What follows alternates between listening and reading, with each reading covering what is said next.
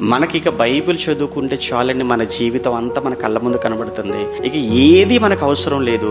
ఏ పరిస్థితుల్లో మనం ఎలా ఉండాలో బైబిల్లో ఉంటుంది అంతే. ఒకటే గుర్తుపెట్టుకోండి, ఏ పరిస్థితుల్లో మనకు ఎదురైనప్పుడు మనం ఎలా స్పందించాలి, అవమానం వచ్చినప్పుడు మనం ఎలా స్పందించాలి, లేదా మన మీద నిందలు వచ్చినప్పుడు మనం ఎలా స్పందించాలి, కష్టాలలో ఉన్నప్పుడు మనకు ఆదరణ ఏంటి, సమస్యలు మన చుట్టూ చేరినప్పుడు ఏంటి, లేదా మనం మోసపోయినప్పుడు మనం ఎలా స్పందించాలి అని ప్రతి విషయం గురించి కూడా చక్కగా బైబిల్లో వ్రాయబడుతుంది.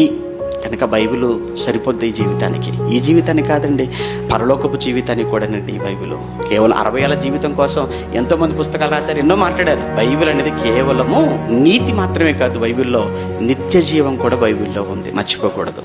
ఇది దేవుని పరిచయం, మన అందరి పరిచయం. ఇది దేవుని పరిచయం, ఆ దేవుని పుస్తకం.